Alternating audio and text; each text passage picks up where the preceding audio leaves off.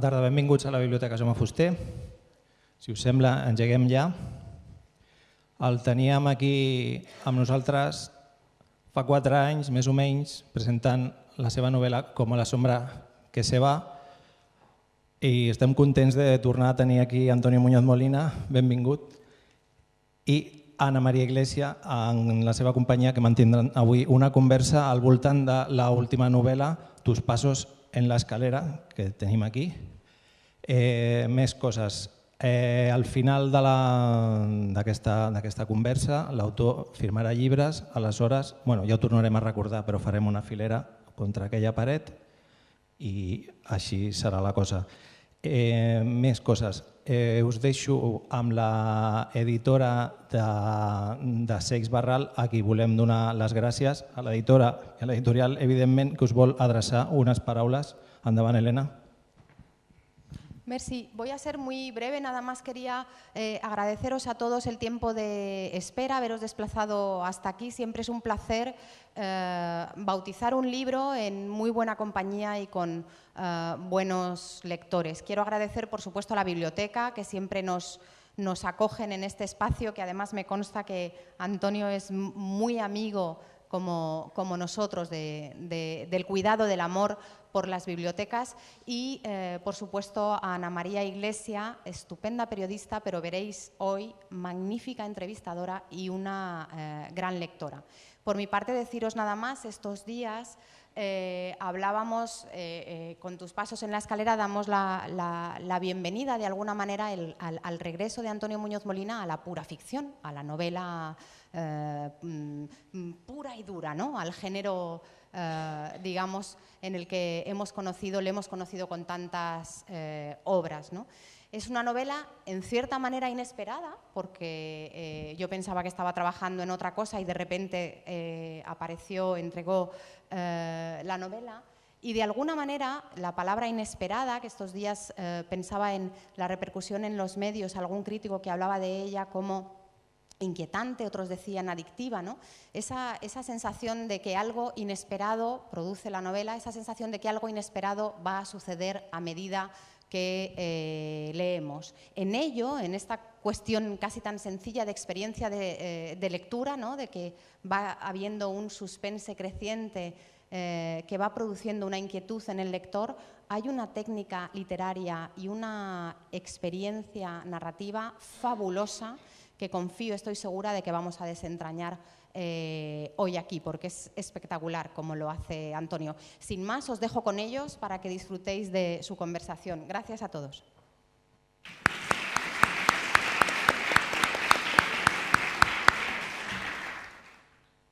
Buenas tardes, gracias a todos por venir, gracias a la biblioteca por acogernos, gracias a Seix Barral por volver a confiar en mí para la presentación de este caso de Antonio Muñoz Molina. Para mí es un enorme placer y una responsabilidad. De hecho, hoy mientras estaba revisando un poco cómo plantear la presentación, decía, ¿cuándo, apareció Antonio Muñoz Molina en mi vida como lectora? Y repasando, y creo que fue más o menos en el 2001, un verano. Lo recuerdo perfectamente porque estábamos de veraneo y acompañé a mi padre a una librería y mi padre se fue a comprar Sefarad. Si no era el 2001, fue el 2002, porque 2001 salió pública. En ese momento quedaría muy bien decir que yo era una apasionada de la literatura, pero no, tenía 11, 12 años y tenía todas las características de la edad del pavo. En ese momento no hice mucho caso al libro, lo reconozco. Pero quiero decir, tu nombre apareció en la biblioteca en ese verano. Y me servía esta nota un poco autobiográfica porque justamente uno de los elementos centrales del libro es la biblioteca. La biblioteca como un espacio donde no solo se ordenan lecturas, sino que se ordena un poco la vida del protagonista. Solo un pequeño dato, el protagonista es un ejecutivo apasionado a la lectura, un hombre contemplativo que está en Lisboa y está esperando, por un lado, reunirse con Cecilia, con su mujer, que está en Nueva York, Y, por el otro lado, como dice la primera frase de la novela, a la que luego ya volveremos con más calma, dice: me he instalado en esta ciudad, Lisboa, para esperar en ella el fin del mundo. Pero ya entraremos a ver qué es este fin del mundo del que nos anuncia. Me gustaría empezar por la biblioteca, porque creo que es a través de la biblioteca que conocemos a este protagonista, ¿no? A este Bruno. Sí, hola, muchas gracias. Gracias a todos por estar aquí. Esta no es la... Yo recuerdo hace muchos años leí un artículo de un letrista flamenco que se llamaba, no me acuerdo ahora cómo se llamaba, me acordaré, Moreno Galván, Francisco Moreno Galván, un gran letrista flamenco, ¿no? Que decía que él iba a fundar una revista que se llamaría Los Conservadores, porque decía que los únicos conservadores que hay son las personas progresistas, ¿no? Que las personas reaccionarias solo quieren conservar sus privilegios, pero que los conservadores somos los progresistas. Entonces yo pensaba, es verdad, yo soy conservador de cosas, ¿no? Soy conservador de las bibliotecas públicas y soy conservador de la costumbre que he adquirido desde hace no sé cuántos años de presentar libros en esta biblioteca pública en concreto de Barcelona, en esta plaza, en este barrio, en este lugar, ¿no? Entonces me siento abrumado estos días como de conmemoraciones, ¿no? Aquí está mi querido editor, primer editor, Pere Allín Ferrer, y yo me acordaba estos días de la primera vez que vine a Barcelona como escritor, ¿no? Porque acababa de publicarse mi primera novela y yo vine a Barcelona no por nada, sino porque venía para trabajar en mi oficina, ¿no? Y entonces fue la primera vez que vine y que fui a la editorial y pensaba en todas las veces que he venido, cómo la ciudad está tan relacionada con los libros y con mi propia vida, ¿no? Aquí se han escrito algunas de las novelas que más me han influido en mi vida, ¿no? Y algunos de los escritores que más amo, ¿no? Como Juan Marcé o así, ¿no? Entonces me encontraba estos días en un estado de ánimo como conservador, ¿sabes? Como decir, me gusta pensar en las cosas que duran, que se repiten, ¿no? Me gusta volver al mismo sitio, me gusta estar en una biblioteca pública, ¿no? En este caso, como tú dices, la biblioteca de la que se habla es una biblioteca particular, ¿no? Que es la biblioteca que este hombre ha traído, el protagonista de mi novela. Él se ha instalado en Lisboa, como él dice, y ha traído sus libros, ¿no? Y sus libros son como su refugio, son como su casa, ¿no? Además tiene una biblioteca que es pequeña, él abarca con la mirada, abarca todos los libros que tiene, ¿no? Son como la destilación de los libros que ha ido comprando él y su mujer, ¿no? en su vida anterior en Nueva York, ¿no? Entonces en esos libros está cifrada la vida de los dos y hay una cosa que es paradójica, que es la biblioteca como lugar de encierro y de refugio y la biblioteca como lugar de asomarse al mundo, ¿no? Yo tenía muy presente mientras escribía, y está explícitamente dicho en la novela, el ejemplo de Montaigne, ¿no? A mí esa imagen de Montaigne en su biblioteca, ¿no? Mirando en esa habitación, viendo sus libros, ¿no? Ahí puestos, ¿no? Y sabiendo que esos libros le asoman al mundo, porque esos libros le enseñan todo lo que sabe y al mismo tiempo lo refugian, lo protegen del mundo, ¿no? Entonces, para mí era importante ver que formara parte de la trama de la novela la presencia de la biblioteca, los libros que el protagonista va leyendo, ¿no? que van cobrando un sentido, ¿no? Pero esa cosa del refugio en la lectura, ¿verdad? De decir, ahora voy a sentarme a leer y además voy a leer por gusto, por capricho. De pronto este personaje lee un libro sobre la arqueología de la Grecia antigua, ¿no? Le da igual, lee sobre eso, lee sobre la extinción de especies, lee de todo, ¿no? Entonces la biblioteca es como su casa, ¿no? Tú citabas ahora a Montaigne, pero yo ahora recordaba también el personaje, el protagonista de Auto de Fe, de Canetti, ¿no? Que, si no me equivoco, que tenía 65.000 libros. Es un personaje más complicado, pero que también, digamos, en esa biblioteca él vivía encerrado en su casa, rodeado de esos 60.000 ejemplares de libros. Y... Yo veo esos son demasiados libros para mí. A mí no me caben en casa con los alquileres. habiendo instituciones tan nobles como la biblioteca pública, ¿no? Yo siempre me acuerdo de cuando yo era muy joven, tenía muy pocos libros, entonces cada libro que compraba o que conseguía era una conquista, ¿no? No tenía ni una estantería. Entonces una hermana de mi madre que era más próspera que nosotros, cuando se desprendía de un mueble que se le quedaba viejo, nos lo daba a nosotros. Y entonces nos dio una primera nevera que tuvo, nos la dio a nosotros. Y yo puse mis libros en la nevera esa, que no se enchufaba, claro que pero yo no tenía una estantería, ¿no? Entonces tenía esa cosa de tener una biblioteca. Y me acuerdo que además, si eres pobre, pues no puedes comprar muchos libros, ¿no? Y me acuerdo que leí una entrevista, la primera entrevista que yo leí con Eduardo Mendoza, en el año 80 o por ahí, cuando Mendoza acababa de publicar El misterio de la crista embrujada. Entonces Mendoza decía una cosa, que él decía que él no creía que se debiera de tener más de 100 o 200 libros, ¿no? O 300, ¿no? Y a mí eso yo dije, hombre, ¿cómo puedes decir eso con el ansia que tengo yo? Pero yo estoy de acuerdo con Mendoza. Yo creo que, ya te digo, hay bibliotecas públicas, se pueden, pero eso de tener una biblioteca que sea lo bastante limitada como para que cada libro tenga un valor fundamental para ti, ¿no? Porque si no, la biblioteca se te llena de desconocidos, ¿no? Es como... ¿no? Se te llena de libros y dices, ¿este libro por qué está aquí? ¿No? Bueno, pero eso cada año, ¿no? Los que, digamos, también por profesión nos van llegando muchos libros, cada año te fijas y dices, ¿esto lo volveré a leer? No. No, bueno, pues se regala o lo que sea. Pues se van regalando. Porque pero a mí me gusta ver, cuando estoy en esa biblioteca mía, que la tengo en un pasillo, como podrá comprobar cualquiera que lea la novela, sí. Me gusta verlos, ¿no? Me gusta, porque los voy mirando los lomos, no necesito... ¿no? Y digo, me gusta me acuerdo de dónde lo compré, de cuándo lo leí, o pienso que todavía no lo he leído y lo tengo por delante, ¿no? Y pienso, digo, bueno, la vida, la perfección de la vida es no hacer nada, y tener una biblioteca, tener una música. Claro, la música ya, con Spotify y todo eso, es más descontrolado, ¿no?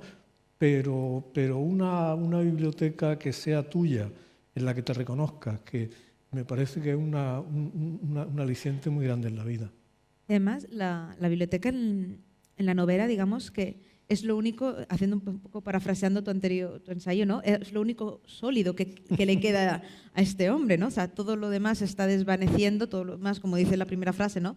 Está llegando a su fin y la biblioteca parece ser lo único estable. Claro, sí, porque ahí está, dice, estos son los libros que tengo.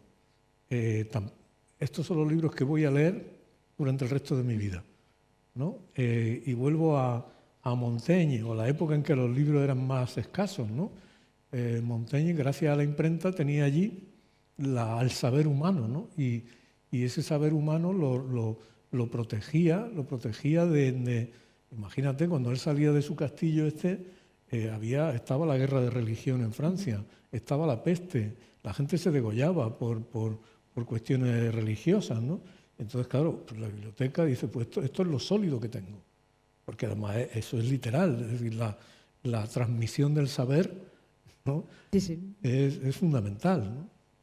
Hablas de que, digamos, te gusta y al personaje le gusta mirar, ¿no?, la biblioteca de una única mirada, ¿no?, una única pasada. La mirada es muy importante en la novela y, bueno, parte de la novela está ambientada en Nueva York y están los atentados del 11 de septiembre ahí, y ahora entraremos, y hay varios momentos en que el personaje, recordando ese 11 de septiembre, mira y no mira. O sea, ve esos aviones por la tele, pero al mismo tiempo abre la ventana, pero no los ve. O sea, hay todo ahí también un juego entre lo importante de mirar lo que está pasando, ¿no? Y no llegar a verlo al mismo tiempo. Y también la rareza, ¿sabes? La rareza de la realidad. Es decir, para mí, como una de las cosas más educativas de mi vida fue estar en Nueva York cuando el 11 de septiembre. Pero no ya por lo que se veía, que lo que se veía era lo mismo que cualquiera veía en la televisión, sino por ver de qué manera tan extraña la realidad cotidiana sigue durando un poco más allá de donde ha ocurrido el espanto, ¿sabes? Es decir, que yo estaba tú estabas viendo desde una terraza, podías ver el humo subiendo de las torres, y en la calle en ese momento pues había gente llevando su vida cotidiana y todo eso, y la extrañeza de aquello se concretaba en cosas muy singulares, ¿no? Como, por ejemplo, y eso está en la novela, el hecho de que en el supermercado tanta gente había comprado que ya no quedaban carritos ni cestas. O sea, fíjate, ese detalle que está en la novela, porque a mí se me quedó en la memoria, es decir, no quedaban ya carritos ni cestas. Entonces las personas, las menos previsoras, tenían que ir con las cosas en brazos, ¿no? Y entonces de pronto eso, que es como una cosa tan universal, para ti que lo has vivido, se singulariza en cosas así, en cosas pequeñas, ¿no?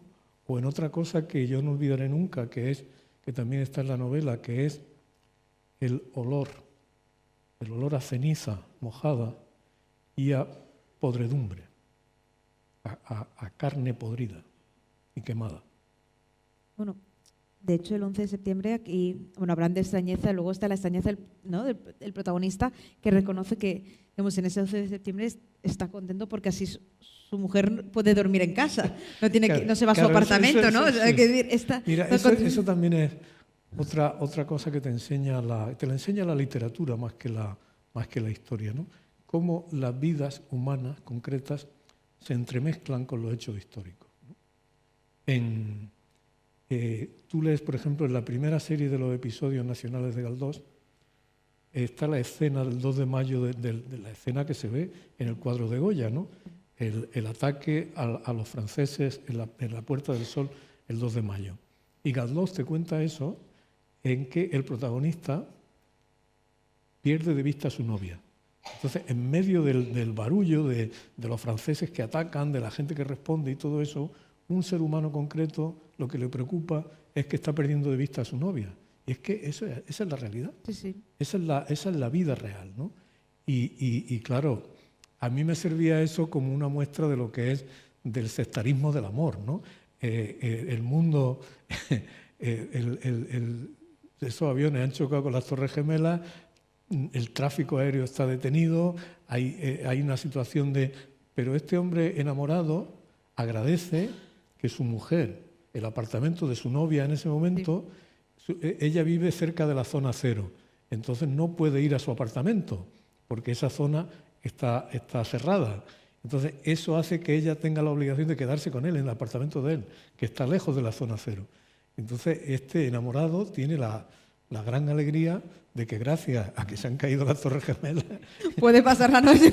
ella se queda en su casa, ¿no? Y se pone una camisa suya. Pero es así, la vida personal es así, ¿no? La historia te cuenta siempre hechos en abstracto, hechos principales. La ficción te cuenta este tipo de cosas, ¿no? El 11 de septiembre, además, juega un papel importante porque es como un punto de inflexión, no solo en la vida del personaje, de los dos personajes, tanto como de Cecilia, sino un poco de la historia. Es cuando empieza un poco a derrumbarse todo o a vislumbrarse este final que se intuye desde la primera línea, ¿no? Claro. Eso fue saliendo, ¿sabes? Eso fue una de las cosas más bonitas que hay en la literatura es observar uno mismo cómo las cosas van surgiendo, ¿no? El crítico o el experto piensa en el libro ya terminado. A las personas que nos dedicamos a esto lo que nos gusta es el proceso, ¿no? Entonces tú ves cómo las cosas van surgiendo. Yo no me siento, no pienso, digo, voy a escribir una novela en la que yo recuerde el 11 de septiembre. Yo empecé a escribir a tientas una historia que me llevaba en Lisboa y Nueva York, y estaba escribiendo sobre la semejanza entre las dos ciudades, ¿no? Semejanza del río, el puente. Y entonces me acordé, sobre Lisboa, ahora, como hay tanto turismo, continuamente están pasando aviones. El aeropuerto está muy cerca de la ciudad, ¿no? Entonces los aviones cruzan la ciudad. Cuando descienden, los aviones pasan muy cerca sobre las cabezas, ¿no?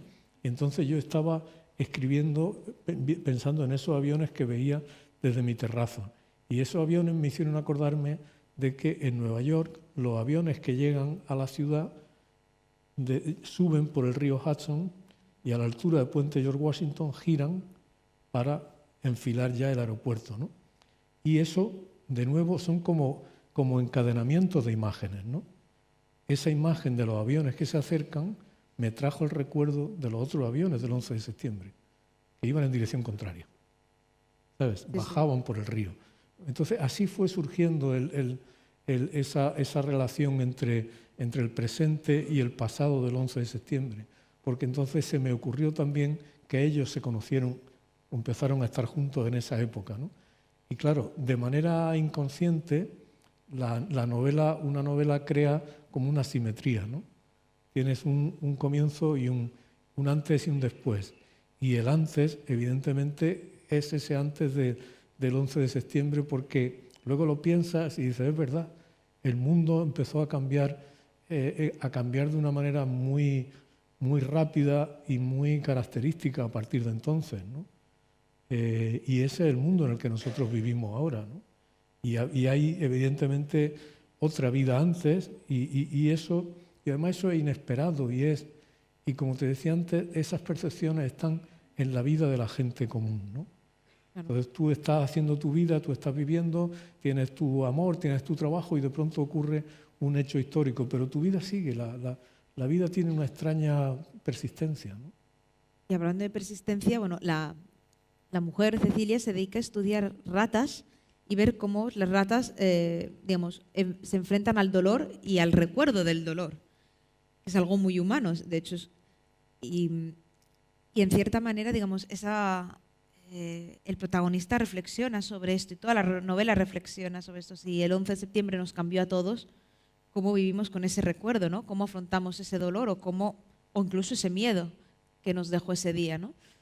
Somos todas un poco ratas de laboratorio. Claro, fíjate que a mí el mundo este de la neurociencia y de todo eso siempre me ha fascinado, ¿sabes? Porque las personas que tenemos una educación humanística, por errores de planes de estudio y todo eso, somos muy ignorantes con respecto a la ciencia, muy ignorantes y muchas veces un poco despectivos, ¿no? Mientras que mucha gente en el campo de la ciencia se interesa mucho por la literatura y por esas cosas. Yo lo he observado eso, ¿no? Y yo tenía en Nueva York, tengo amigos, aquí en Barcelona tengo algunos también, que se dedican a eso, ¿no? El trabajo literario es un trabajo más bien vaporoso, ¿no? Porque estás tratando con abstracciones, mientras que tú ves el trabajo científico y es tan preciso, es tan material, sobre todo cuando tú ves un laboratorio, además, te das cuenta que en un laboratorio hay una cosa como de taller, de improvisación, ¿no? Y a mí por una parte, el trabajo del científico, el laboratorio, todo ese ambiente me seduce mucho como ambiente, me despierta mi curiosidad, ¿no? Y también el ver esas investigaciones que hacen ellos te enseñan muchas cosas sobre nosotros, de otras cosas porque los sistemas del miedo y de la memoria y todo eso son sistemas que están que pertenecen a todos los mamíferos, ¿no? Y luego había otra cosa que para mí también tenía su importancia, ¿sabes cuál es? Que es, dice, se supone que la literatura es que tú te interesas por la mente de otras personas, pero a mí me llama también la atención la mente de otros seres vivos, ¿no? Es decir, cómo... por eso hay una perra en la novela, ¿no? Sí, claro. Hay ratas, hay monos. La Cecilia, la protagonista, sus investigaciones lo que le demuestran es que el aparato de la percepción humana es mucho más frágil de lo que parece. Porque toda percepción es un proceso muy complejo en el que tú realmente no ves las cosas como son, ¿no? Ni la luz que tú ves es la luz, porque es otra luz distinta a la que ve un reptil o la que ve un pájaro, ¿no? Y ni tu memoria, pero hay cosas que son comunes, ¿no? El papel que tiene la amígdala, que es esa pieza que está muy en el interior del cerebro y es la que determina la percepción del dolor, el miedo, el rechazo, ¿sabes? Entonces, eso a mí me seduce mucho y me seduce que para llegar ahí se llega a través de la ciencia, pero que la literatura la literatura puede y no tiene, y quizás deba en algún caso atreverse a explicar esas cosas, a querer contar esas cosas, ¿no? A encontrar la poesía que hay en todo eso. O hacerse las mismas preguntas, porque hay un momento en que Cecilia dice, hablan, a mí es una de las frases que más me gustan, que se pregunta cómo un murciélago sabe que es un murciélago, ¿no? Y en cierta manera esta pregunta incluso es muy... Es una pregunta clásica de la neurociencia en Estados Unidos, que no me acuerdo ahora el autor del libro, que se llama, que es una pregunta, dice, what is it like to be a bat? ¿No? ¿Cómo es ser murciélago? Es decir, ¿qué es lo que hay dentro de un murciélago? ¿Qué sientes si eres un murciélago? ¿No? Claro, es una pregunta que dice, una pregunta no tiene que ver con la literatura, dice, ¿cómo que no? ¿Cómo que no? Toda visión del mundo, toda experiencia es importante de ver, ¿no? De saber o de intentar averiguar, ¿no? Si yo quiero saber qué es lo que está pensando mi vecino o ese desconocido que hay por la calle, ¿por qué no voy a querer saber qué está pasando en el interior de la mente de mi perra, cuando sé que tiene sus capacidades olfativas o auditivas son infinitamente mayores que las mías, ¿no? ¿Cómo percibe el tiempo un animal? Cosas así, ¿no? Pero estas son las mismas preguntas que en cierta manera se hace el propio protagonista sobre sí mismo. Claro. Y de hecho, digamos, la realidad que nosotros conocemos en tus pasos en la escalera es la realidad que nos cuenta el protagonista. Y la Cecilia que conocemos es la Cecilia que nos cuenta el protagonista. O sea, siempre no podemos hablar de realidad, ¿no? Sino de proyección, que es la proyección del protagonista. Claro. Es un truco, es una cosa muy antigua en la ficción, ¿no? Esa cosa de que hay un narrador en primera persona que te cuenta, claro, su versión de los hechos. Pero tú haces un esfuerzo porque a través de esa versión de los hechos que te da el narrador para intuir lo que no te está contando, ¿no? Es como cuando tú estás hablando con alguien y ese alguien te está diciendo una cosa y un gesto o un comportamiento la están desmintiendo, ¿no? ¿No? Hay esas veces que ves que las personas dicen la verdad sin saberlo muchas veces, ¿no? Tú estás diciendo una cosa y tu manera de vestir está diciendo otra, o tu manera de comer, ¿no? Me acuerdo que contaba creo que era a Elena Ramírez, que hace unos años me invitó a comer un señor que era de un partido político muy conocido. De la época del bipartidismo, cuando ya se multiplicaron. Bueno, cuando la cosa ya estaba, para darle alguna pista. Cuando la cosa ya proliferaba, ¿sabes? Vale. Y entonces el hombre quería darme una buena impresión, quería causarme una buena impresión. Y yo, en principio, estaba bien dispuesto hacia él, ¿no? Y lo llevé a comer a un sitio en Nueva York, que sale en la novela, a un sitio chino-peruano maravilloso, que se llama La Flor de Mayo. Y él estaba hablándome muy racionalmente y todo eso. Pero comía devorando, comía con una furia, ¿sabes? ¡Tum, tum, tum! ¿No? Se terminó su pan y cogió el mío y hizo... Y entonces, pensé, mira que yo, mi parte racional decía, pero no voy a tener prejuicios, este hombre tendrá hambre, ¿no? Pero había algo ahí, ¿sabes? Que me decía, ¿sabes? Entonces, en la escritura pasa lo mismo, ¿no? Yo, uno de los libros mejores que conozco, ¿no? Es La Vuelta de Tuerca de Henry James. Es una novela que tú puedes leer una vez y otra vez y otra vez. Y yo la he usado cuando daba clase, la he usado mucho para dar clases, Entonces tú, en La Vuelta de Tuerca, hay una historia que está contada por una institutriz, ¿no? Y entonces tú tienes la tendencia a creerte lo que dice la institutriz. Pero hay cosas que te hacen sospechar. Dices, esto no me acabo de fiar, ¿no? Sí.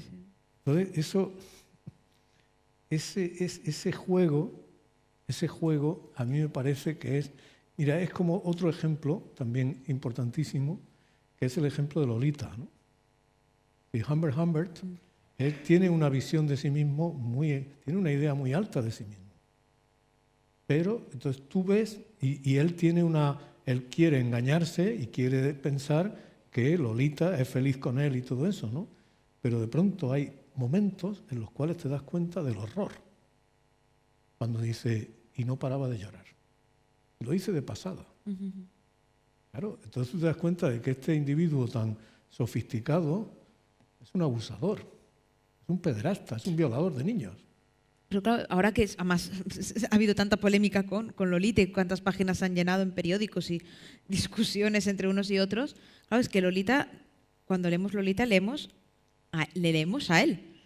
Claro. Es a él, entramos en su cabeza. Claro. Y desde esa cabeza tenemos que entender la narración, no desde la de Lolita. Yo muchas veces me doy cuenta de que falta lectura de novelas, porque hay muchas veces una aspereza o una simpleza en los juicios que tiene que ver de la falta del hábito de leer novelas. Porque leyendo novelas tú te acostumbras mucho a ver distintas conciencias, te acostumbras mucho a ver la ambigüedad de la vida, a ver que las cosas no son ni blancas ni negras, ¿no? La novela la novela como forma de conocimiento, de arte, es una cosa muy sofisticada, ¿no? Porque te pide que aceptes lo que te están contando, pero sin creértelo, ¿no? Es lo que llaman la suspensión de la incredulidad, ¿no? Entonces tú, cuando lees una novela, tú estás haciendo un ejercicio de una sofisticación extraordinaria.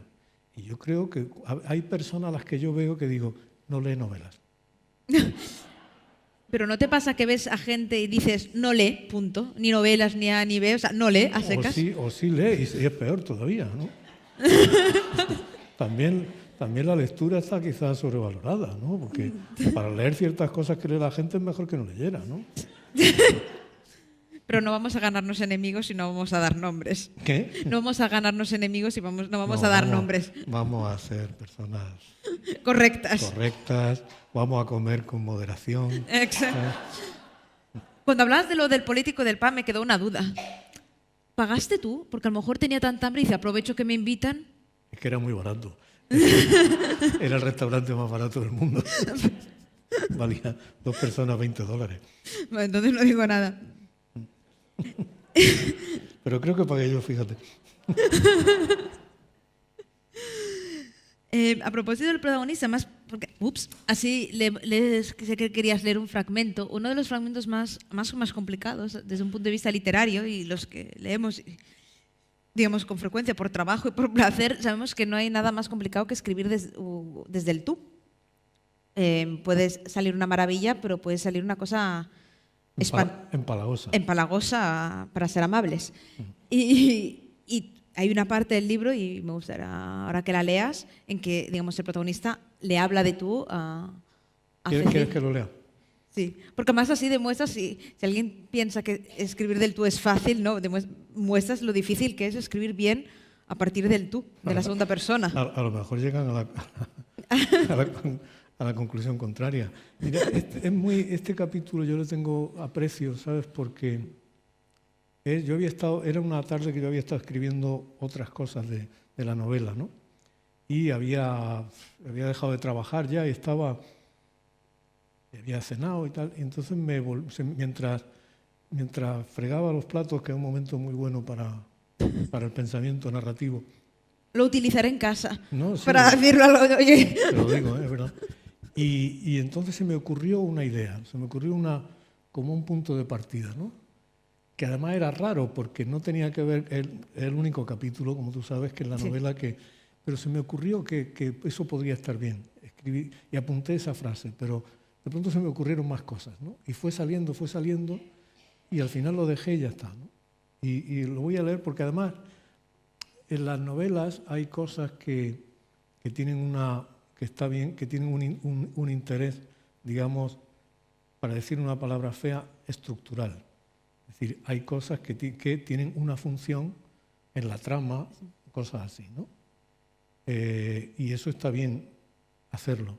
Pero también en las novelas y en los cuentos hay cosas que son un poco gratuitas. ¿Sabes? Que no. Sí. Hay una novela corta de Saul Bellow que se llama Carpe Diem, en la que hay un personaje, es una historia muy dramática y tal, y en un momento dado, en un momento muy dramático, el narrador cuenta cómo alguien está fumándose un puro, ¿no? Y cuenta el modo en que la hoja blanca del tabaco se va quemando y se va volviendo ceniza al aspirar el otro. Y ese es un momento que es un momento completamente innecesario, ¿no? Tú estás contando la desgracia de una persona, no sé qué, y de pronto la novela se detiene en cómo arde el cigarro, ¿no? Eso a mí me parece maravilloso, porque la vida es así, la vida es ese tipo de cosas, ¿no? Y entonces este es un capítulo completamente superfluo. Este capítulo se puede quitar y no pasa nada, ¿no? Hay cosas, es decir, que sí, que no afectan a la trama. Exactamente. Pero bueno, vamos a ello. Te contaré cosas que no sabes. Te llevaré a sitios en los que no has estado nunca. Te enseñaré miradores altos y plazas escondidas, protegidas por la sombra extensa de una sola acacia o un solo jacarandá, con sus ramos de flores como tulipas azules. Te contaré aventuras del capitán Cook en las islas de la Polinesia, del capitán John Franklin naufragando y perdido en los cielos del Círculo Polar, del barón Humboldt en las selvas del Amazonas y en las laderas de los volcanes de los Andes. Te llevaré a una taberna mínima del campo de Urique a probar un arroz con pulpo insuperable. Te guiaré hasta quedarme sin aliento por las cuestas del barrio de Grasa, hasta llegar al mirador de Nosa Señora do Monte, para que veas desde allí toda la ciudad, los tejados, las torres blancas de las iglesias, el río y el puente, el corcovado falso o doble, el horizonte que termina al sudoeste en la claridad del mar. Cerraré para ti las ventanas de cristales dobles para suprimir el ruido de los aviones. Exprimiré para ti en la primera hora fresca de la mañana las naranjas más dulces del Algarve y te asombrarás de haberte resignado durante tantos años a las naranjas sin jugo ni sabor de Florida. Haré para ti el café que compré recién molido a un erudito de todas las variedades y las mezclas de cafés que tiene una tienda en una esquina de la Avenida de la República. Te llevaré en el tranvía número 18 por las calles y cuestas desconocidas hasta la verja misma del Jardín Botánico de Ayuda y en el 25 hasta el Botánico Tropical de Belém. Pondré para ti la música que teníamos en la otra casa y que nos recuerda nuestra otra vida y la que he ido descubriendo mientras te esperaba. La música africana y portuguesa de Cabo Verde, las polifonías sobrias y solemnes de los coros del Alentejo, tan exclusivamente masculinos y enlutados como los monjes del Monte Athos. Estarán recién puestas en la cama para ti las sábanas de hilo que heredaste de tu madre, con los bordados que ella misma les hizo, que Cándida habrá lavado y planchado, extendido, doblado, guardado en el armario con una pastilla de jabón antiguo portugués. Abriré de par en par para ti las puertas de la cocina que dan a la terraza y pondré un mantel sobre la mesa azul en la que encontrarás dispuestas cuando te levantes las tazas y los cubiertos del desayuno, la mermelada y la mantequilla y la jarra de leche. Todo lo que habré ensayado una y otra vez en tu ausencia. Habrá un tarro de miel de flores del Alentejo y un cesto de mimbre con pan de nueces y pasas, o un pan blanco recién tostado sobre el que restregar un tomate partido por la mitad para verter luego sobre él un chorro de aceite de oliva virgen y unos granos de sal que estallarán en el paladar con el primer mordisco. Verás desde la terraza la bruma blanca suspendida sobre el río a primera hora de la mañana. No hay apuro ninguno. Habrás llegado muy cansada. Habrás volado hacia el este durante toda la noche a través del océano. Podrás dormir todo lo que quieras, porque a uno de los operarios del Lexis le encargué que instalara para ti en las ventanas del dormitorio 2 persianas que pueden suprimir por completo la luz. No permitiré que Luria entre a despertarte. Tu cabeza descansará en una de las almohadas que vinieron de Nueva York y a la que te habrás abandonado con una familiaridad instintiva y agradecida. Tu tocador con el espejo ovalado estará exactamente en el mismo sitio. Cándida habrá planchado y almidonado las toallas en las que te gusta envolverte a salir de la ducha. Pero si te apetece el lujo de un baño después de tanto cansancio, prepararé para ti el agua caliente a la temperatura justa para que te sumerjas en ella. Habrá una claridad rubia de poniente para ti si te despiertas muy tarde o si nos hemos pasado la tarde acostados y empezamos a despejarnos a la caída del sol. Mientras permaneces perezosa y saciada junto a mí, yo te contaré cosas sobre la gente de Lisboa a la que todavía no conoces. Me esforzaré en contarte las cosas con los detalles que tú exiges siempre. Te hablaré de los trabajos verticales de Alexis, del gato tigre Amadís, del promotor inmobiliario especializado en refugios nucleares. Abriré para ti una botella de vino blanco que lleva no sé cuánto tiempo en la nevera. Llenaré de hielo para ti el cubo metálico plateado que compré para mantener muy frío el vino mientras cenamos. Te desearé a cada momento con una atención dolorosa y extasiada a todos los pormenores de tu cara, tu boca, tu voz, tu figura, tu presencia regresada. Advertiré con gratitud los rasgos que no he sabido recordar bien y los detalles que sean nuevos. Te mostraré esta casa que es tuya y solo habías visto vacía y en la que he dispuesto para ti las mejores cosas que teníamos y que tú habías elegido para la otra casa. Tendré miedo de que estés muy cansada esa primera noche y solo quieras dormir. Podrás sentarte delante de tu tocador para quitarte los anillos y los pendientes. Verás las golondrinas de cerámica volando en la pared pintada de azul sobre el cabecero. Abrirás las puertas y los cajones del armario y encontrarás tu ropa ordenada tan cuidadosamente como yo te he visto siempre hacerlo a ti. No te haré preguntas. Te escucharé mientras me lo cuentas todo, durante mucho tiempo, hasta que se haga de noche, hasta que amanezca. Nos quedaremos callados y te asombrará el silencio.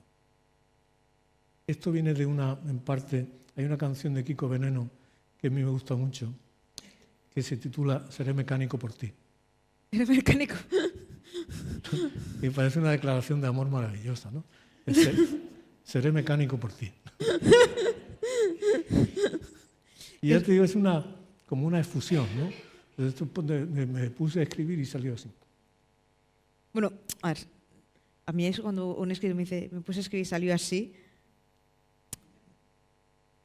A ver, uno no se pone a escribir y sale eso. Quiere decir... Hombre, tienes que dedicarte mucho también. Eso, tienes que dedicarte mucho. Una cosa del texto que más revela una característica que tiene todo el libro, ¿no? Ese texto es todo en futuro y en el libro hay el pasado y está el futuro. El presente está totalmente desaparecido, ¿no? No existe el presente. Es verdad, eso es una cosa que lo dice Pascal, ¿no? Que dice, casi nunca estamos en el presente, ¿no? Estamos muchas veces, o bien estamos en el pasado recordando cosas, o bien estamos anticipando cosas. Sí, sí. Pero vivir en el presente, muy poco tiempo. En efecto, el carpe diem creo que nadie no nos lo aplicamos nunca, ¿no? Claro. Entonces también mientras leía esto me daba cuenta de una cosa, y es que en el libro es muy importante la materialidad del mundo, ¿no? Uh-huh. Es la materialidad de las cosas, del pan, de la sal, del vino, de la ropa, de las sábanas limpias, todo eso, ¿no? Yo creo que la literatura hay una corriente en la literatura muy antigua que es la corriente de celebración de lo material, la corriente de celebración de lo real, ¿no? Eso es una cosa que a mí cuando tú lees no sé, el de Rerum Natura o Virgilio, cuando Cervantes, por ejemplo, describe las bodas de Camacho, ¿no? Sí. Y describe la abundancia y las gallinas y todo eso, parece que es una tarea propia de la literatura, ¿no? La celebración del mundo material. Bueno, tú antes citabas a Henry James, las descripciones minuciosas de James son maravillosas, ¿no? Claro. Cómo nos describe lo material, ¿no? Esto es lo real, ¿no?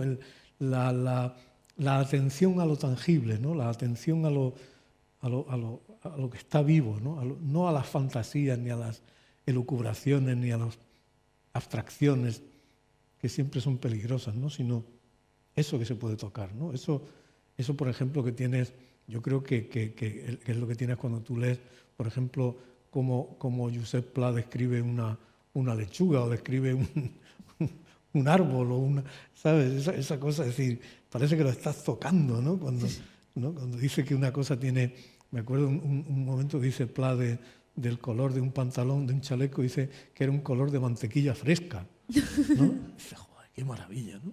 Color de mantequilla fresca, ¿no? Hay ahora algunos que dicen que, claro, que como con los e-book, ¿no? Te ponen las fotos, que todas esas descripciones en literatura ya no son necesarias. Eso es una tontería como totalmente. Una casa. pero me gusta. Porque Pero si lo dices tú y quedas mucho mejor. Porque las imágenes, si te dan una imagen, te están privando de tu derecho a imaginar, ¿no? Como cuando, ¿sabes? Entonces, el lector es mucho más activo de lo que parece en un libro, ¿no? El lector está continuamente trabajando, el lector es tan activo cuando lee como un músico tocando una partitura. El lector no es un espectador en el teatro, el lector es un intérprete. Uh-huh. A propósito, pienso en una de las frases del libro que dice, creo que es protagonista, dice: empiezo a leer y voy cayendo en un estado hipnótico y me convierto en lo que estoy leyendo, ¿no? Que yo recordaba un poco el cuento de Cortázar, ¿no? La continuidad de los parques, donde ya no sabes lo que está dentro y lo que está fuera del libro, pero un poco viene en relación a lo que comentas, ¿no? Claro, hay un poema muy bonito de Wallace Stevens, ¿no? Que dice, que es sobre la lectura, ¿no? Dice, y el lector se convirtió en el libro. ¿No? Claro, es una gran... Hombre, tiene su peligro, como Cervantes nos explicó con bastante detalle, ¿no? Pero esa posibilidad de inmersión, ¿no? De inmersión total, ¿no? De decir, estoy dentro de esto, ¿no? Ese descubrimiento es impagable, porque te da una soberanía, ¿no? Te salva del mundo. Y ha ocurrido en casos que están registrados, en casos muy difíciles, de gente que ha recitado poemas de memoria en medio del cautiverio, ¿sabes? Es decir, es un poder que tenemos los seres humanos y eso no lo va a quitar, no lo puede quitar nadie. Bueno, ahora recuerdo, creo que es Primo Levi, ¿no? Que cuenta él le enseña a su compañero, ¿no? Los versos de Dante. Exacto. Entonces yo creo que eso es, a mí, cuanto mayor me hago, más me gustan las cosas. En vez de desengañarme o perder es una cosa que me produce más entusiasmo cada vez. Y este entusiasmo que está en el libro, pero va acompañado también de la melancolía. Y lo hablábamos, ¿no? Una melancolía que, por ejemplo, en Lisboa y en la cultura portuguesa está muy presente, pero que me comentabas antes que también lo está en Nueva York, ¿no? Que también es una ciudad melancólica. Sí. Eso te contaba que lo leí en un escritor bastante bueno de Nueva York, se llama Pete Hamill.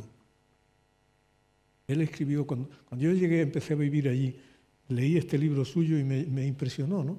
Porque él decía que es un libro sobre el sur de Manhattan, ¿no? Sobre la parte donde estaban las Torres Gemelas y todo eso, que antes era un barrio de talleres y de tiendas, que cuando se construyeron las Torres Gemelas arrasaron unos vecindarios muy interesantes que había, ¿no? Entonces él decía que Nueva York era una ciudad de melancolía y de nostalgia. Y él decía, Nueva York tiene la melancolía de una ciudad que está cambiando siempre y en el cual la gente muy pronto empieza a echar de menos cosas que ya no están, ¿no? Y la nostalgia, dice, una ciudad hecha de nostalgia, porque es una ciudad poblada de emigrantes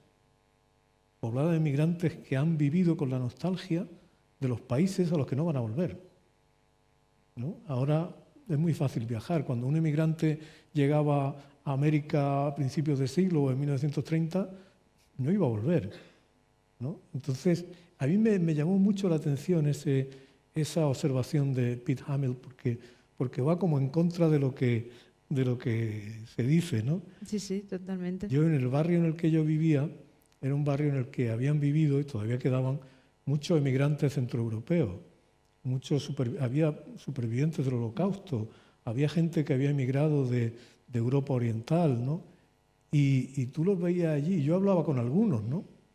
Y tú veías que efectivamente había melancolía y había nostalgia, ¿no? Incluso habiendo escapado de lo que habían escapado. Hombre, claro, porque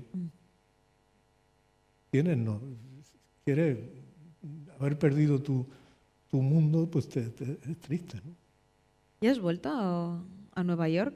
Ya que hablábamos del 11, cómo cambió Nueva York después del 11, bueno, y el mundo, cómo cambiamos nosotros después del 11 de septiembre. ¿Has vuelto recientemente? Bueno, yo me fui ya definitivamente hace solo año y medio, ¿sabes?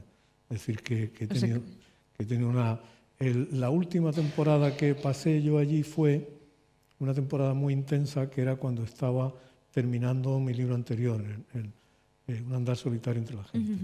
Entonces pasé una temporada y curiosamente me di cuenta de que al final del libro también estaba haciendo una despedida, ¿no? Pero es así, ¿no? Has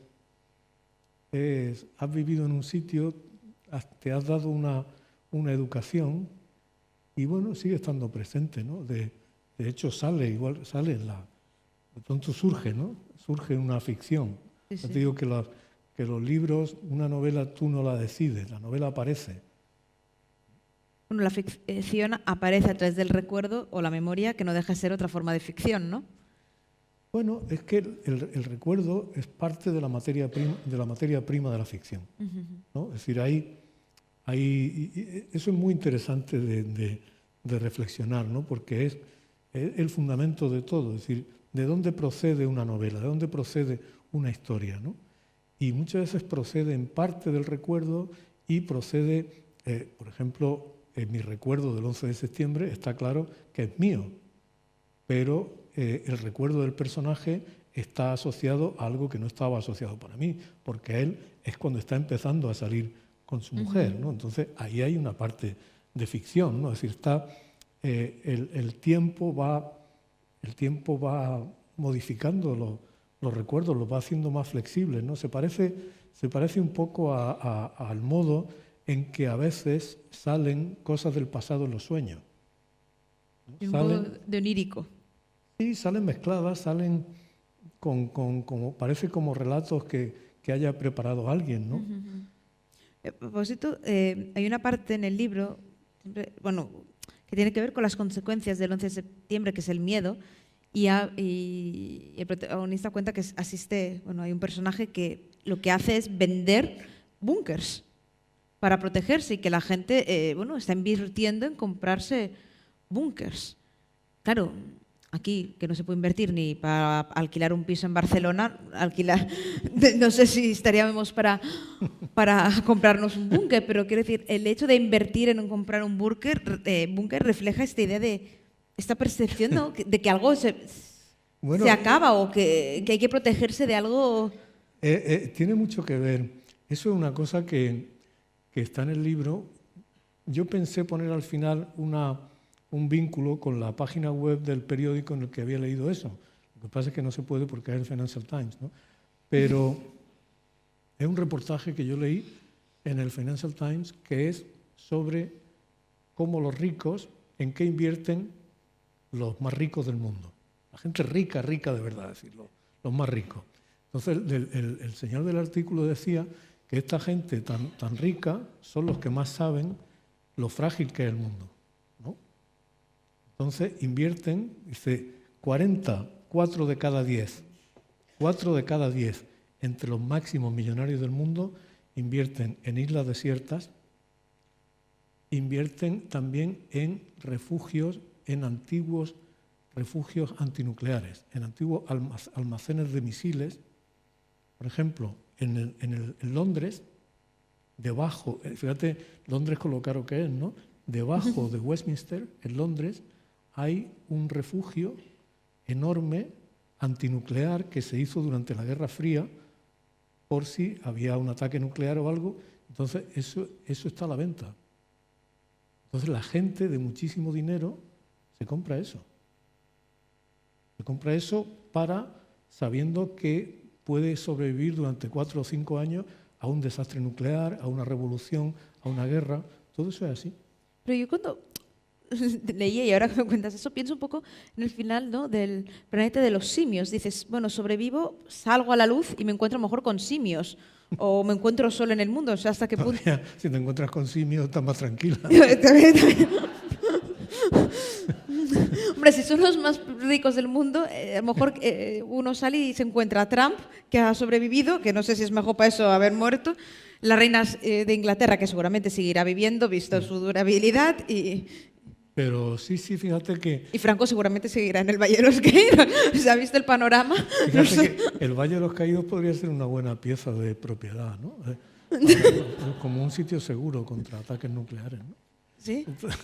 Bueno, no sé, a lo mejor el ataque nuclear tiene buen gusto y se lo carga directamente. ¿Sabes lo que pasa? Es que a veces la ficción llega de las cosas más inverosímiles, ¿no? Te llega de pronto. Y yo leía esto en el periódico y me parecía que era como una novela de esta de Don DeLillo, ¿no? Pero es así, ¿sabes? Entonces, claro, una persona, el narrador se refugia en su apartamentillo de Lisboa y estos supermillonarios, estos de Silicon Valley y todo eso, pues se refugian en silos antinucleares, a lo mejor a 200 metros bajo tierra, que además tienen sistemas de realidad virtual. Pues claro, si tú estás a 200 metros bajo tierra, es un poco agobiante, ¿no? Quieras que no. Entonces tienen sistemas de realidad virtual para que tú puedas, con ventanas falsas, para que veas paisajes. Es una cosa alucinante. En cierta manera, para que tú pienses que estás fuera, aunque estés dentro. Claro. Los ricos tienen unos gustos rarísimos. Como le dijo Scott Fitzgerald a Hemingway, los ricos no son como nosotros. Y Hemingway le contestó, es verdad, tienen más dinero. Además, ahora citabas a Don DeLillo y es curioso porque es El hombre del salto es un libro que recordé leyéndote. Evidentemente, a lo mejor porque hay el 11 de septiembre, pero porque va más allá, ¿no? Sí, pero esa novela es importante, fíjate, no es una novela de las mejores de Don DeLillo, pero tiene una valentía, que es la valentía de hacer una novela sobre algo tan recién ocurrido, ¿no? ¿Cómo convertimos en ficción las cosas? Hacer ficción es una cosa complicada, ¿no?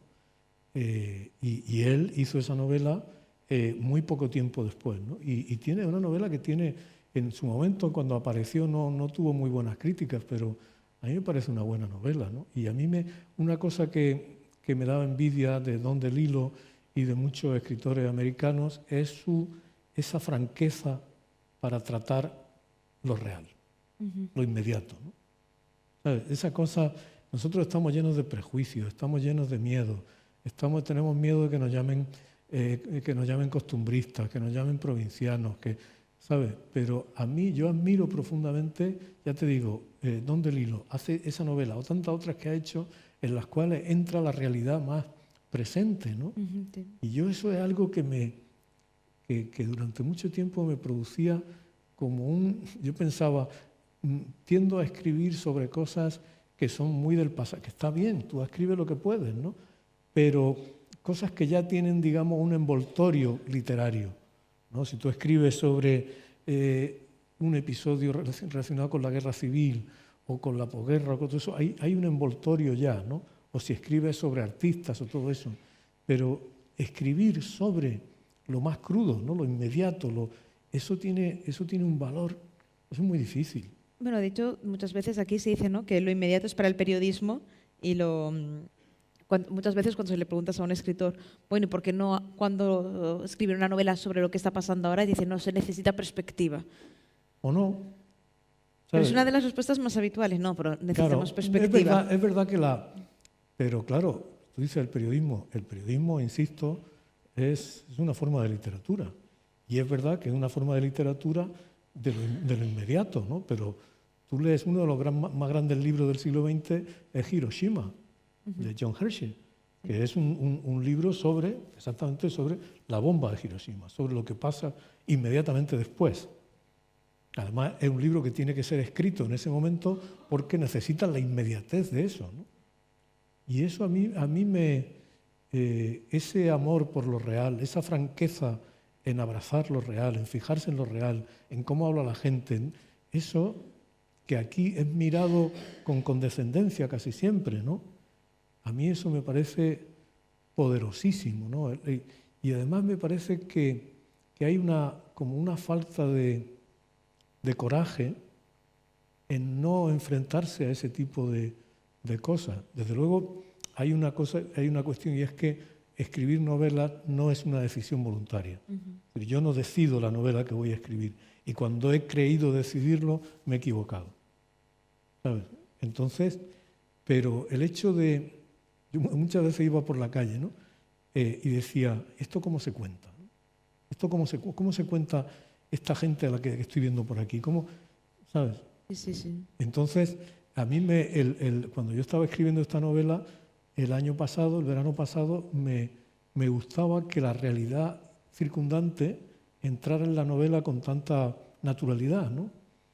Pues, fíjate, hay algo menos literario que decías tú, Lisboa, y es bonito pues pensar el río, el tal, pero imagínate Lisboa en agosto, el centro de Lisboa en agosto, así de turistas, de tuk-tuks, eso también tiene que ser contado, ¿no? Es decir, refugiarte en el fado y en la perspectiva de habrá que intentar contar eso, ¿no? Por ejemplo, pensando también en tu anterior novela, ¿no? Que es una gran caminata, quiero decir, los grandes autores de las caminatas, empezando por Walter Benjamin, hacían eso, ¿no?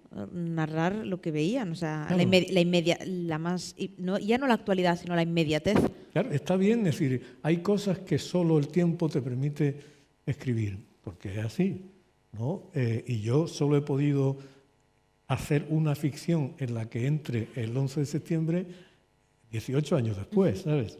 Pero bueno, la actitud de alerta hacia lo inmediato y hacia lo real a mí me parece muy importante, me parece cada vez más importante para mí, ¿sabes? Yo no sé si voy a escribir lo próximo que escribir va a ser una novela ambientada en los años 30, ¿no? Eso, yo no sé lo que va a ser, pero ese deseo de mirar lo cercano y lo presente sí que es una cosa muy poderosa para mí. Pero es verdad que a lo largo de tu carrera, digamos, te has ido acercando cada vez más al presente. Y unas veces me he acercado, otras me he alejado. Es que... Últimamente estás más cerca. Sí, últimamente estoy más cerca. Estás más cerca. Eso me tranquiliza, ¿sabes? Porque yo también soy enseguida siento remordimiento, ¿no? Y entonces siento el remordimiento de decir, no estoy escribiendo sobre... Pero claro, el problema de verdad es que, insisto, uno no elige la novela que va a escribir. Esa novela viene y puede que salga bien, puede que salga mal, pero, y en mi experiencia, cada vez más lo que he escrito ha llegado de golpe y ha llegado mientras yo estaba haciendo otra cosa, ¿no? Claro. Si no, tendrías que ponerte a escribir autoficción ahora. Autoficción, ¿no? Si quieres estar ahí ya a lo que hay que escribir, te recomiendo. O autoficción o novela negra, es lo que se lleva. Mira, en todo se puede hacer algo bueno, ¿sabes? Es decir, que no hay que... Yo creo que los prejuicios en la arte son siempre negativos, ¿no? Me están haciendo señales, porque además me he dado cuenta que yo no llevo reloj, he dejado el móvil, o sea, no sé ni cuánto llevamos, pero me hacen señales, así que para no acaparar yo todas las preguntas, vamos a abrir el micrófono al público por si alguien tiene alguna duda. Espero que nadie tenga ninguna protesta, así que preguntas. Todo vuestro. Sí. Aquí delante. Aquí.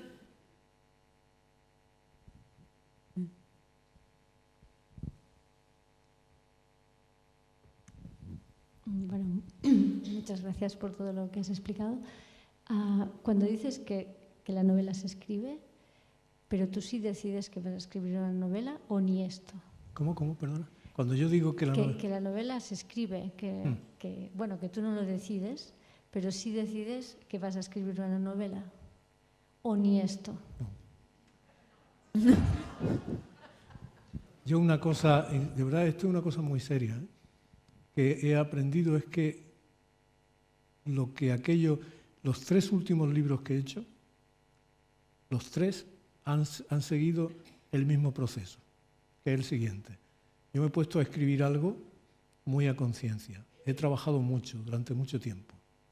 Y de pronto ha ocurrido algo que ha hundido eso que estaba haciendo. Y ha surgido otra cosa, que es la que he hecho al final. Se me ha impuesto algo distinto, ¿no? Y en este caso me ha ocurrido así también. Entonces, uno quisiera decir, yo puedo decidir escribir un artículo, ¿no? porque es un hábito que tengo y es un trabajo con el que me gano parte de la vida. Entonces yo estoy adiestrado no solo para encontrar un tema cada semana, sino para desarrollarlo en 1000 palabras como máximo. Eso es una destreza que adquiere, ¿no? Pero un libro viene, por lo menos en mi caso, viene de otra manera. Es como, se parece un poco a como puede venir un poema, ¿no? Es decir, es algo que surge, es algo que surge, se te ocurre, tal, y entonces tanteas y unas veces llegas a algo y otras veces no llegas a nada. Pero lo fundamental para mí es una especie de actitud, como una disposición de espera, ¿no? Y estoy esperando a ver qué pasa, a ver qué llega, ¿no? Y a veces tienes la suerte de que llega algo. Y llega y es una suerte, de verdad, es una suerte porque igual que se te ha ocurrido, podía no haberse te ocurrido. Y concretamente en un caso como este, una cosa que para mí era la fluidez con que iba sucediendo, ¿no? Para poner la cosa en concreto, este libro está escrito en 3 meses. Yo sé que decir que un libro está escrito en poco tiempo no es prestigioso, pero es la realidad. Está escrito en 3 meses. Está escrito, yo llevaba un año trabajando en otro proyecto que tenía y había llenado, era un proyecto que requería bastante documentación. Había tomado muchísimas notas, había leído muchos libros sobre el tema que me interesaba y había llenado varios cuadernos de borradores. Entonces me iba a ir de vacaciones a Lisboa en julio del año pasado, entonces llegué con todos mis cuadernos, en todas mis anotaciones para poner en marcha aquello, para ponerlo ya en el ordenador, ¿no? Y cuando empecé me di cuenta de que no me salía, no me gustaba. Era una sensación que yo he tenido muchas veces, que es la sensación de que tú tienes que llevar a un personaje como arrastrándolo, ¿no? Si un personaje llega a un sitio, en un tren, pongamos por caso, y tiene que ir al hotel, y tú dices, madre mía, tengo que llevarlo al hotel ahora. Es como si tú lo tuvieras que llevar en brazos casi, ¿no? Y ahora tiene que hablar con el recepcionista, entonces me entra como un tedio, ¿no? Y entonces, pues no, yo veía que no. Entonces, a lo mejor escribía una página o escribía página y media y me decía, bueno, esto es que es así, esto irá saliendo más y tal. Pero dentro de mí había como una desgana, ¿sabes? Había una gran desgana, ¿no? Y entonces de pronto un día se me ocurrió una frase, que es la primera frase del libro que hay ahora, ¿no? Y entonces pensé, ¿esto qué será? ¿Esto puede servir para algo, no? Y empecé a tantear cosas y fue saliendo poco a poco. Fue saliendo de una manera muy... fue saliendo así con naturalidad. Luego después, claro, digo, hay 3 meses de escribir así y luego hay otro tiempo más largo que es igual de importante de revisión, de corrección y de ajuste de lo escrito, ¿no? Pero es así, uno tiene que sentir que el libro lo lleva, ¿no? Uno tiene que sentir que hay que tú no controlas del todo el libro, ¿no? Porque hay cosas las cosas van saliendo mientras escriben, ¿no? Este pasaje que yo le he leído antes, pues salió así, ¿no? Otro pasaje que hay que yo le tengo cariño, que es el narrador cuenta que lo han echado del trabajo y entonces sale del trabajo y yo estaba contando eso, ¿no? Y que echaba a andar calle abajo. Y estaba escribiendo y se me ocurrió que él llamara a su mujer para quedar en un sitio para comer, ¿no? Y cuando llega en ese sitio, de pronto me vino un recuerdo, hablando de la memoria, ¿no? Esto es todo de ficción. A mí nunca me han echado un trabajo en Nueva York ni nada de eso, ¿no? Pero hay una cosa que sí es cierta y que es un recuerdo que me llegó de pronto. Yo estaba un día con mi mujer comiendo en un sitio en Nueva York y de pronto vimos que se formaba un barullo, se levantó la gente, empezó a aplaudir y pasó Michelle Obama, ¿no?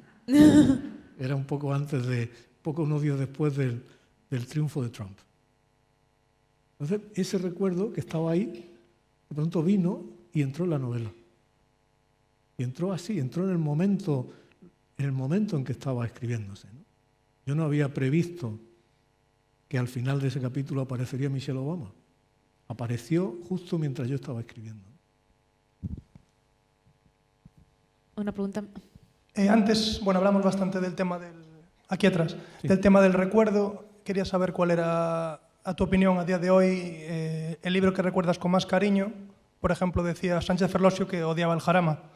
No sé tú cuál recuerdas con más cariño y cuál crees que perdió con el tiempo. Eso yo no soy el juez de eso, ¿sabes? Porque yo tengo una relación muy, muy difícil con las cosas que he escrito, ¿no? Entonces, hay libros que a veces he pensado que no me gustan y que no, tampoco los vuelvo a leer porque no me parece. Pero hay veces que he visto que un libro del que yo me he alejado ya, me ha ocurrido que de pronto llega un lector, una lectora joven, una persona que lo ha descubierto y que le gusta, ¿sabes? Y que le parece importante para él o para ella. Y entonces yo pienso que el libro le pertenece a esa persona, ¿no? Que yo no soy quien para...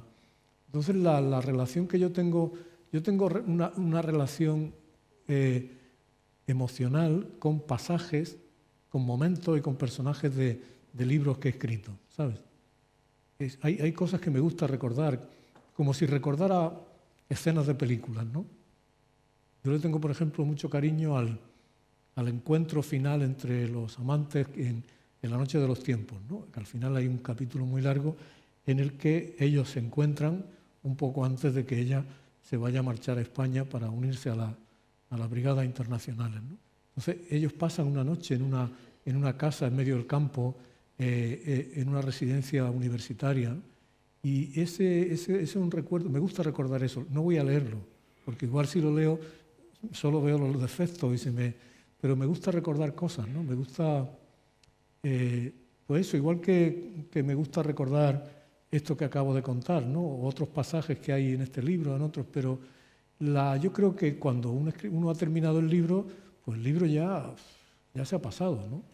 Y arrepentirte de un libro es como arrepentirte de algo que ha hecho. Tú no puedes corregir el pasado, no puedes corregirlo. Entonces lo que tienes que hacer es corregir el presente si puedes, ¿no? Y dices, bueno, voy a ver si escribo mejor otro libro, ¿no? Pero el otro día me contaban de Ferlosio, justamente, del jarama. Uno que conozco iba ahí, quería conseguir una firma de Ferlosio y quería ir con el jarama. Y le dijeron, no, ni se te ocurra ir con el jarama, porque no te lo va a firmar, o sea, no quiere ni verlo. A mí eso me parece excesivo. No sé, tú lo has escrito, ¿no? No soy Ferlosio. Ya lo estaba notando. No llego a tanto. Había por aquí una persona. También, bueno, sí. Ahí. Sí, la recurrencia en sus obras de dos ciudades tan distantes como Nueva York, bueno, tan distantes ahora no hay nada distante, pero bueno, tiene una distancia especial entre Nueva York y Lisboa.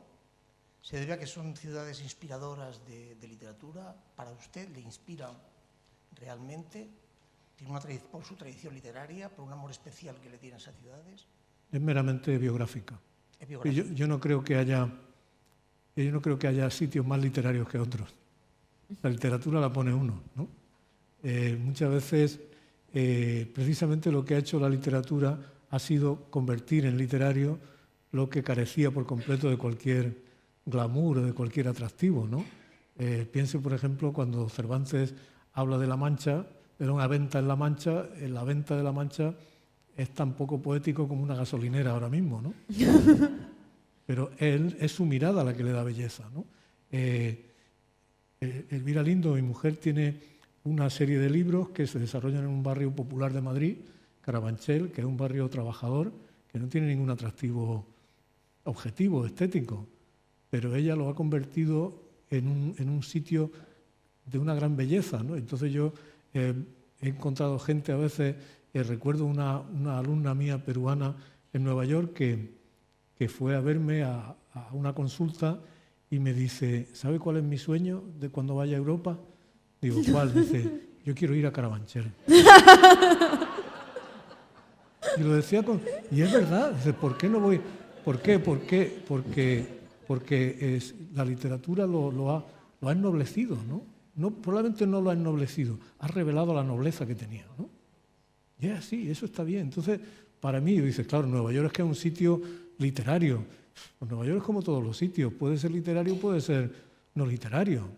Es estrictamente mi propia vida, el itinerario de mi propia vida, que por unas razones o por otras se ha movido mucho en estas dos ciudades, ¿no? Han sido dos ciudades que me han educado mucho, pero podían ser otras, ¿no? Yo no creo que haya lugares literarios de antemano, ¿no? Ni temas literarios de antemano. Hola. Volviendo un poco a la pregunta sobre la distancia, Nueva York, Lisboa, me gustaría saber si el hecho de que en los últimos tiempos pues hayas vivido fuera de Madrid, aparte de por circunstancias profesionales o personales, se deba también un poco a veces a que te ayude a ver con más distancia o con más objetividad lo que puede estar pasando aquí. Y luego también me gustaría saber el hecho del por qué Lisboa. Bueno, que yo, por ejemplo, cuando voy a Portugal siempre digo que me reconcilio con el género humano, pero si Lisboa en concreto tiene algo especial. Bueno, a mí hay una cosa que había una necesidad que he sentido siempre en mi vida, que es la necesidad de ir a otro sitio, ¿no? De ver lo que no era lo mío, ¿no? Lo que no. Mira, mi padre, por ejemplo, era un hombre que era perfectamente de Úbeda, de su ciudad natal. Mi padre iba por ahí, viajaba, le parecía bien y todo eso, pero el centro, su mundo, era ese, ¿no? Y él no era ni un paleto ni era nada, era un señor que le gustaba ese mundo, ese era su mundo, ¿no?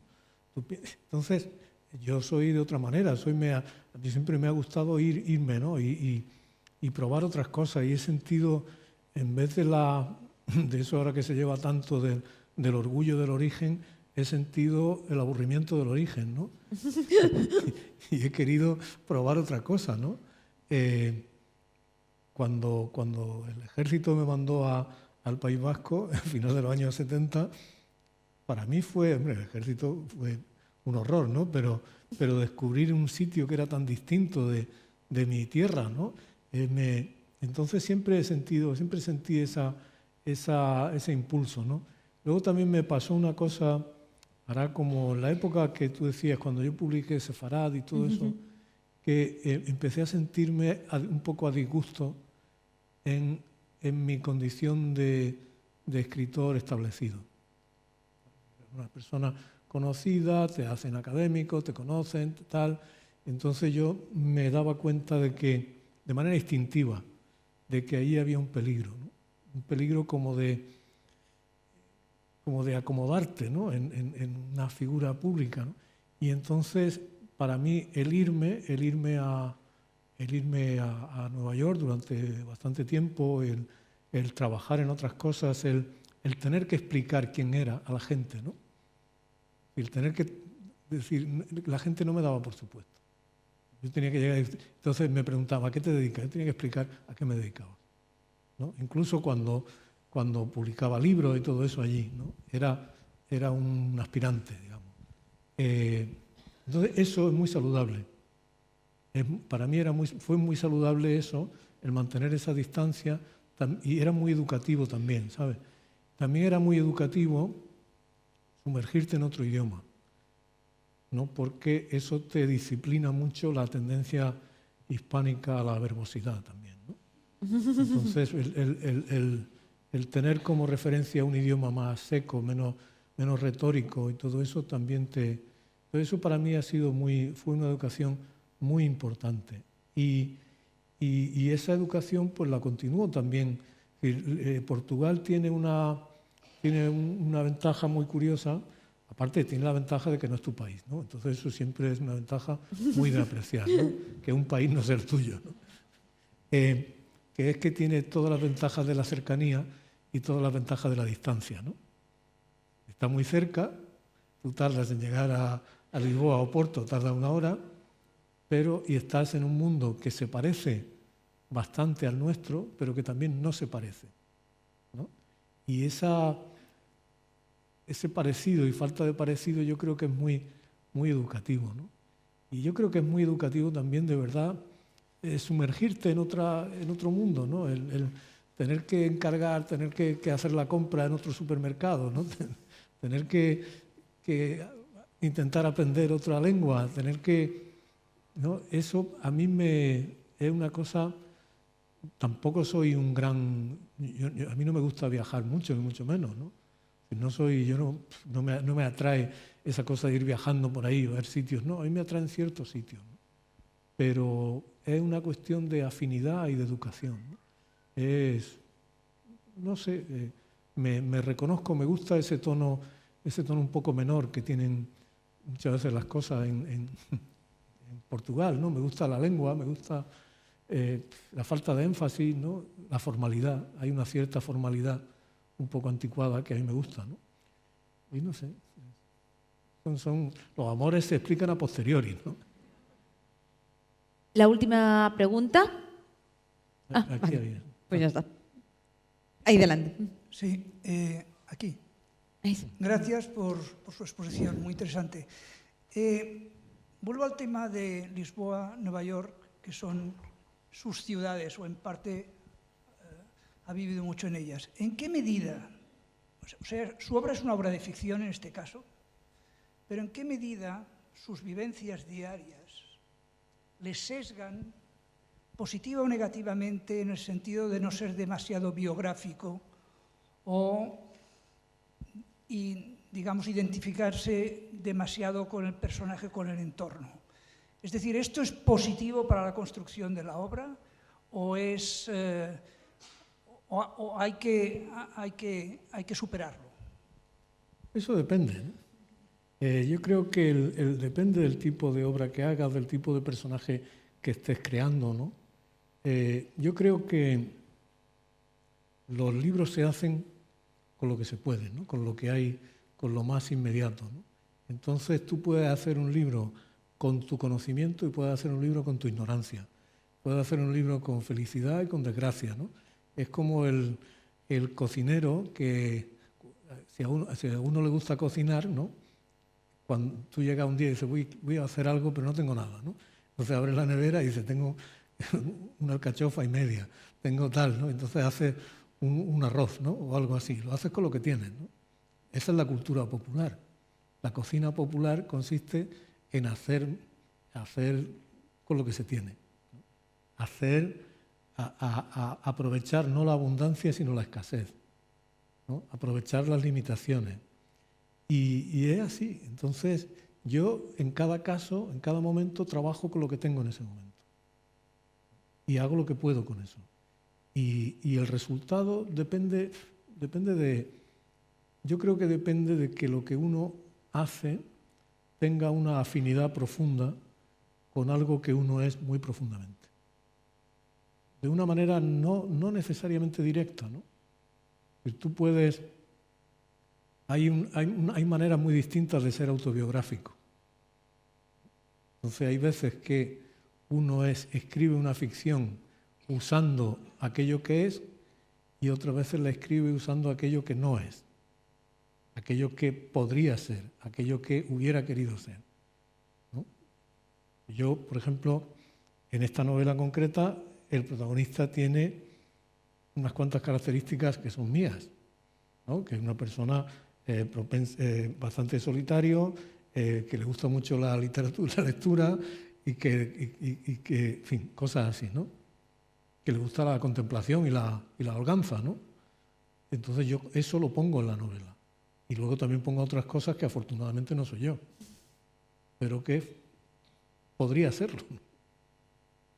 En la novela hay un personaje, el protagonista, ha tenido una experiencia laboral muy traumática y muy agobiante, ¿no? Como de alto ejecutivo, ¿no? Yo no he sido eso, pero he visto cerca de mí a gente que ha sufrido mucho con eso, ¿no? Entonces lo he hecho mío, ¿no?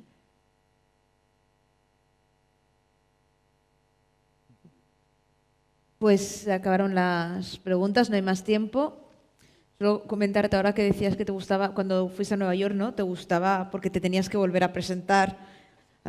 Una vez haciendo una entrevista, no sé por qué, acabé preguntándole al pobre escritor, nunca lo entenderé, qué quería como epitafio.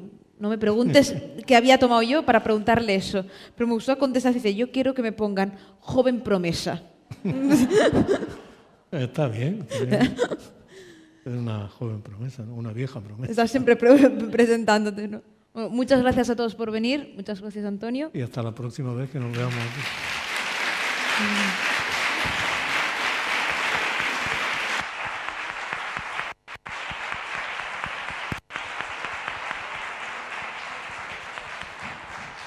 Sí, si us plau, per la signatura de llibres us recordo això mateix, contra la paret. Gràcies.